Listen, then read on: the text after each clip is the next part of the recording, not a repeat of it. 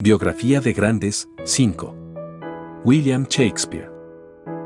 Estás en Canis Lupus Culturalité, CLC, 2022. Suscríbete y dale like para más videos similares. Empezamos. William Shakespeare, Stratford-upon-Avon, Warwickshire, Reino de Inglaterra, calle 23 de abril de 1564. A 3 de mayo de 1616, fue un dramaturgo, poeta y actor inglés. Conocido en ocasiones como el Bardo de Avon, o simplemente el Bardo, se le considera el escritor más importante en lengua inglesa y uno de los más célebres de la literatura universal. Según la Encyclopaedia Britannique, Shakespeare es generalmente reconocido como el más grande de los escritores de todos los tiempos, figura única en la historia de la literatura. La fama de otros poetas, tales como Homero y Dante Alighieri, o de novelistas tales como León Tolstoy o Charles Dickens, ha trascendido las barreras nacionales, pero ninguno de ellos ha llegado a alcanzar la reputación de Shakespeare, cuyas obras hoy se leen y representan con mayor frecuencia y en más países que nunca. La profecía de uno de sus grandes contemporáneos, Ben Jonson, se ha cumplido. Por tanto, Shakespeare no pertenece a una sola época sino a la eternidad. Existen muy pocos hechos documentados en la vida de Shakespeare, aunque es probable que naciera el 23 de abril de 1564. Lo que sí se puede afirmar es que fue bautizado en la iglesia de la Santísima Trinidad en Stratford-upon-Avon, Warwickshire, el 26 de abril de ese mismo año y falleció en ese mismo lugar el 23 de abril de 1616, según el calendario juliano, 3 de mayo en el gregoriano, el supuesto día en el que cumplió 52 años. Inicios. William Shakespeare fue el tercero de los 8 hijos que tuvieron John Shakespeare, un próspero comerciante que llegó a alcanzar una destacada posición en el municipio, y Mary Arden, que descendía de una familia de abolengo. En el momento de su nacimiento su familia vivía en la calle Henley de Stratford-upon-Avon. No se conoce el día exacto de su nacimiento, puesto que en aquella época solo se hacía el acta del bautismo, el 26 de abril en este caso, por lo que es de suponer que nacería algunos días antes, 2 o 3 días, y no más de una semana, según era lo corriente. La tradición ha venido fijando como fecha de su nacimiento el 23 de abril, festividad de San Jorge, tal vez por analogía con el día de su muerte, el 23 de abril de 1616, según el calendario juliano, pero esta datación no se sustenta en ningún documento, aunque es la fecha más probable. El padre de Shakespeare, que se encontraba en la cumbre de su prosperidad cuando nació William, cayó poco después en desgracia. Acusado de comercio ilegal de lana, perdió su posición destacada en el gobierno del municipio. Se ha apuntado también que tal vez tuvo que ver en su procesamiento una posible afinidad con la fe católica, por ambas partes de la familia. William Shakespeare probablemente cursó sus primeros estudios en la escuela primaria local, la Stratford Grammar School, en el centro de su ciudad natal, lo que debió haberle aportado una educación intensiva en gramática y literatura latinas. A pesar de que la calidad de las escuelas gramaticales en el periodo isabelino era bastante irregular, existen indicios en el sentido de que la de Stratford era bastante buena. La asistencia de Shakespeare a esta escuela es mera conjetura, basada en el hecho de que legalmente tenía derecho a educación gratuita por ser el hijo de un alto cargo del gobierno local. No obstante, no existe ningún documento que lo acredite, ya que los archivos parroquiales se han perdido. En esa época estaba dirigida por John Cotton, maestro de amplia formación humanística y católico, una grammar school, equivalente a un estudio de gramática del 16º español o al actual bachillerato. Impartía enseñanzas desde los 8 hasta los 15 años y la educación se centraba en el aprendizaje del latín. En los niveles superiores el uso del inglés estaba prohibido para fomentar la soltura en la lengua latina. Prevalecía el estudio de la obra de Esopo traducida al latín, de Ovidio y de Virgilio. Autores estos que Shakespeare conocía. El 28 de noviembre de 1582, cuando tenía 18 años de edad, Shakespeare contrajo matrimonio con Anne Hathaway, de 26, originaria de Temple Grafton, localidad próxima a Stratford. Tras su matrimonio, apenas hay huellas de William Shakespeare en los registros históricos, hasta que hace su aparición en la escena teatral londinense. El 26 de mayo de 1583, la hija primogénita de la pareja, Susana, fue bautizada en Stratford. Un hijo, Ahmed, y otra hija, Judith, nacidos mellizos, fueron asimismo bautizados poco después. A juzgar por el testamento del dramaturgo, que se muestra algo desdeñoso con Anne Hathaway, el matrimonio no estaba bien avenido. Los últimos años de la década de 1580 son conocidos como los años perdidos del dramaturgo, ya que no hay evidencias que permitan conocer dónde estuvo, o por qué razón decidió trasladarse de Stratford a Londres. Según una leyenda que actualmente resulta poco creíble, fue sorprendido cazando ciervos en el parque de Sir Thomas Lucy, el juez local, y se vio obligado a huir. Según otra hipótesis, pudo haberse unido a la compañía teatral Lord Chamberlain's Men a su paso por Stratford. Un biógrafo del siglo XVII, Ion Aubrey, recoge el testimonio del hijo de uno de los compañeros del escritor, según el cual Shakespeare habría pasado algún tiempo como maestro rural. Londres y su paso por el teatro. Hacia 1592 Shakespeare se encontraba ya en Londres trabajando como dramaturgo, y era lo suficientemente conocido como para merecer una desdeñosa descripción de Robert Greene, quien lo retrata como un grajo arribista, embellecido con nuestras plumas, que con su corazón de tigre envuelto en piel de comediante se cree capaz de impresionar con un verso blanco como el mejor de vosotros, y dice también que se tiene por el único sacude escenas del país. En el original, Greene usa la palabra shake scene, aludiendo tanto a la reputación del autor como a su apellido, en un juego de paronomasia. En 1596, con solo 11 años de edad, murió Ahmed, único hijo varón del escritor, quien fue enterrado en Stratford el 11 de agosto de ese mismo año. Algunos críticos han sostenido que la muerte de su hijo pudo haber inspirado a Shakespeare la composición de Hamlet, hacia 1601, reescritura de una obra más antigua que, por desgracia, no ha sobrevivido. Hacia 1598 Shakespeare había trasladado su residencia a la parroquia de St. Ellen, en Bishopsgate. Su nombre encabeza la lista de actores en la obra Cada cual según su humor, Every Man in His Humour, de Ben Jonson. En 1604, Shakespeare hizo de casamentero para la hija de su casero. Documentación legal de 1612, cuando el caso fue llevado a juicio, muestra que en 1604, Shakespeare había sido arrendatario de Christopher Mountjoy, un artesano hugonote del noroeste de Londres. El aprendiz de Mountjoy, Stephen Bellet, tenía intenciones de casarse con la hija de su maestro, por lo que el dramaturgo fue elegido como intermediario para ayudar a negociar los detalles de la dote. Gracias a los servicios de Shakespeare, se llevó a efecto el matrimonio, pero 8 años más tarde Bellet demandó a su suegro por no hacer entrega de la totalidad de la suma acordada en concepto de dote. El escritor fue convocado a testificar, mas no recordaba el monto que había propuesto. Existen varios documentos referentes a asuntos legales y transacciones comerciales que demuestran que en su etapa londinense Shakespeare se enriqueció lo suficiente como para comprar una propiedad en Blackfriars y convertirse en el propietario de la segunda casa más grande de Stratford. Últimos años. Shakespeare se retiró a su pueblo natal en 1611, pero se vio metido en diversos pleitos, como por ejemplo un litigio respecto al cercado de tierras comunales que, si por un lado fomentaba la existencia de pasto para la cría de ovejas, por otro condenaba a los pobres arrebatándoles su única fuente de subsistencia.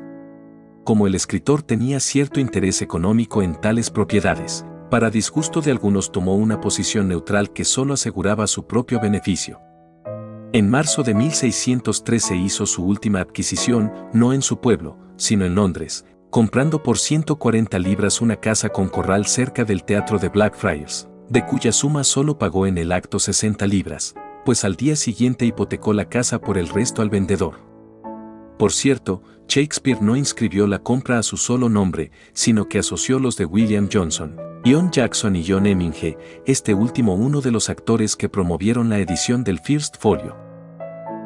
El efecto legal de este procedimiento, según escribe el gran biógrafo de Shakespeare Sidney Lee, era privar a su mujer, en caso de que sobreviviera, del derecho de percibir sobre esta propiedad el dote de viuda, pero pocos meses después aconteció un desastre, se incendió el Teatro del Globo, y con él todos los manuscritos del dramaturgo, junto con su comedia Cardenio, inspirada en un episodio de Don Quijote de la Mancha. Se sabe de esta obra porque el 9 de septiembre de 1653 el editor Humphrey Macaulay obtuvo licencia para la publicación de una obra que describe como Historia de Cardenio, por Fletcher y Shakespeare. El citado Sidney Lee dice que ningún drama de este título ha llegado hasta nuestros días y que probablemente haya que identificarlo con la perdida comedia llamada Cardenio o Cardenna, que fue representada 2 veces ante la corte por la compañía de Shakespeare, la primera en febrero de 1613, con ocasión de las fiestas por el matrimonio de la princesa Isabel,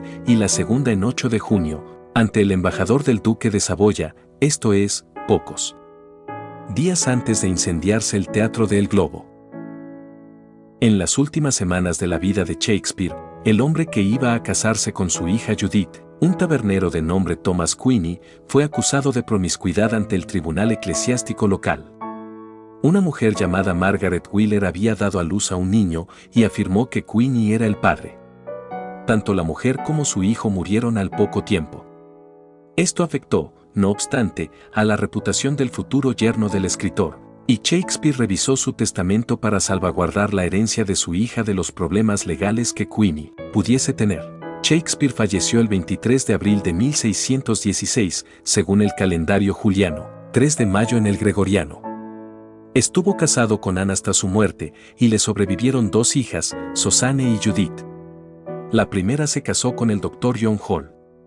Sin embargo, ni los hijos de Susanne ni los de Judith tuvieron descendencia, por lo que no existe en la actualidad ningún descendiente vivo del escritor. Se rumoreó, sin embargo, que Shakespeare era el verdadero padre de su ahijado, el poeta y dramaturgo William Davenant.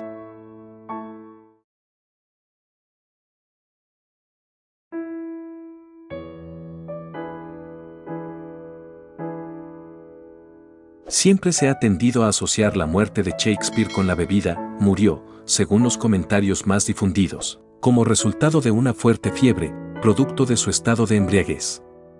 Al parecer, el dramaturgo se habría reunido con Ben Jonson y Michael Drayton para festejar con sus colegas algunas nuevas ideas literarias.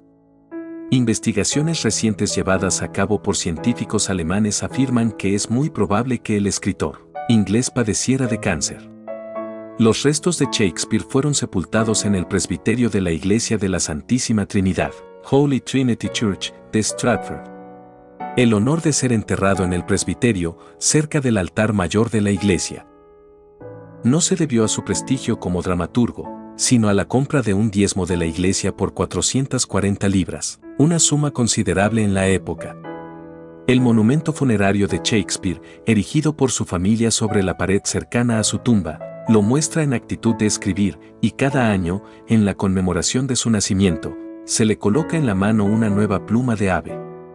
Era costumbre en esa época, cuando había necesidad de espacio para nuevas sepulturas, vaciar las antiguas, y trasladar sus contenidos a un osario cercano. Tal vez temiendo que sus restos pudieran ser exhumados, según la Enciclopedia Británica, el propio Shakespeare habría compuesto el siguiente epitafio para su lápida. Buen amigo, por Jesús, abstente de cavar el polvo aquí encerrado. Bendito sea el hombre que respete estas piedras. Y maldito el que remueva mis huesos. Una leyenda afirma que las obras inéditas de Shakespeare yacen con él en su tumba. Nadie se ha atrevido a comprobar la veracidad de la leyenda, tal vez por miedo a la maldición del citado epitafio. Se desconoce cuál entre todos los retratos que existen de Shakespeare es el más fiel a la imagen del escritor, ya que muchos de ellos son falsos y pintados a posteriori a partir del grabado del First Folio. El llamado retrato Chandos, que data de entre 1600 y 1610, en la National Portrait Gallery, en Londres, se considera el más acertado. En él aparece el autor a los 40 años, aproximadamente, con barba y un aro dorado en la oreja izquierda. Si te gusta nuestro contenido y aún no estás suscrito, suscríbete ya que así nos ayudas a hacer más videos. Dale like y comparte. Su obra. Antecedentes, el teatro isabelino. Cuando Shakespeare se inició en la actividad teatral, ésta se encontraba sufriendo los cambios propios de una época de transición. En sus orígenes, el teatro en Inglaterra era un espectáculo de tipo popular, asociado a otras diversiones extendidas en la época como el bear baiting, pelea de un oso encadenado contra perros rabiosos. Sus raíces se encuentran en la etapa tardomedieval, en una triple tradición dramática, los milagros o misterios, Mystery Plays, de temática religiosa y destinados a solemnizar las festividades de los diferentes gremios, las moralidades u obras morales, Morality Plays, de carácter alegórico y representadas ya por actores profesionales, y los interludios cortesanos, piezas destinadas al entretenimiento de la nobleza. Los nobles más destacados patrocinaban grupos de actores que llevaban sus nombres. Así surgieron, en la época isabelina, compañías como The Handsome Men, luego Lord Chamberlain's Men, The Admiral's Men y The King's Men, entre las más relevantes. En ciertas ocasiones, estas compañías teatrales realizaban sus representaciones en el palacio de sus protectores aristocráticos. The King's Men, por ejemplo, después del apadrinamiento de la compañía por el rey Jacobo I, actuaban en la corte una vez al mes. Contar con el respaldo de un mecenas era fundamental para asegurar el éxito de la obra en el futuro. Las obras se representaban al principio en los patios interiores de las posadas. Todavía en época de Shakespeare algunos de estos lugares continuaban acogiendo representaciones teatrales. Sin embargo, no resultaban muy adecuados para las representaciones, ya que a veces la actividad de la posada llegaba a dificultar las representaciones.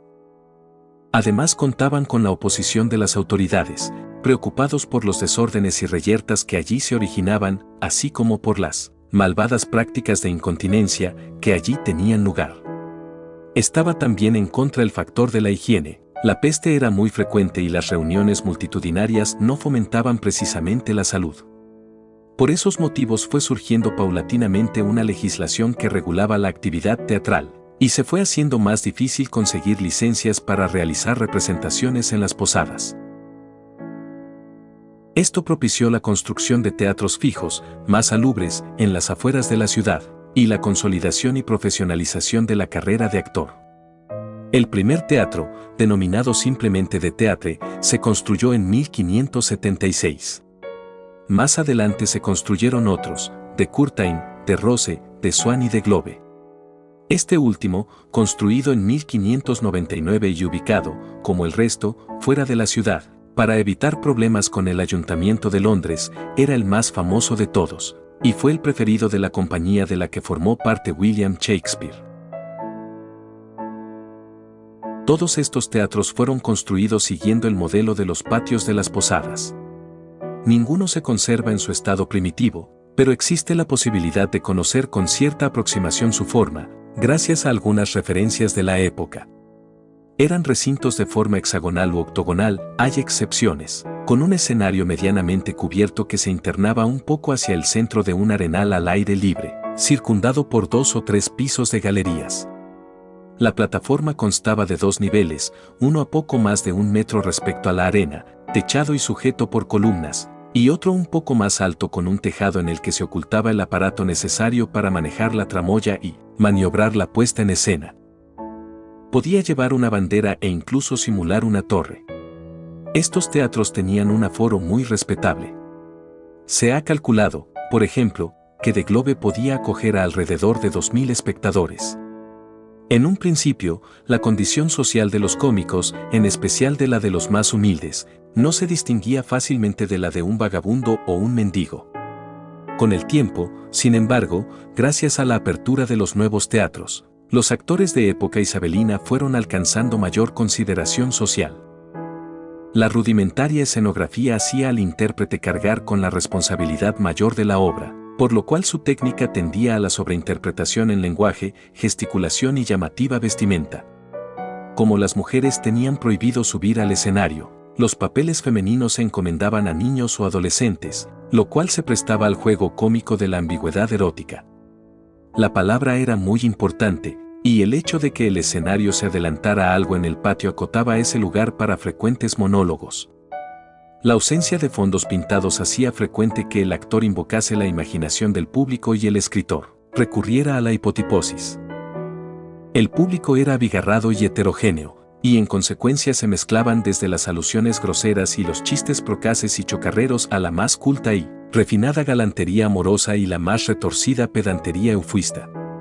La audiencia acudía al teatro pagando un precio variable según la comodidad del puesto ofrecido. La entrada más barata exigía estar a pie y expuesto a los cambios meteorológicos. Las menos asequibles favorecían a la nobleza y a la gente pudiente, que podía tomar asiento a cubierto y a salvo del sol. El oficio de autor dramático no estaba bien remunerado y todos los derechos sobre las obras pasaban a poder de las empresas que las representaban, por ello las obras sufrían con frecuencia múltiples refundiciones y adaptaciones por parte de varias plumas, no siempre diestras ni respetuosas, por no hablar de los cortes que sufrían a merced del capricho de los actores. El nombre del autor solo se mencionaba, y frecuentemente con inexactitud, 2 o 3 años más tarde, por lo que los escritores no disfrutaban del fruto de su trabajo, a menos que poseyeran acciones en la compañía, como era el caso de Shakespeare y otros dramaturgos que trabajaban conjuntamente y se repartían las ganancias. Una de las características más importantes del teatro isabelino, y del de Shakespeare en particular, es la multitud de niveles en las que giran sus tramas.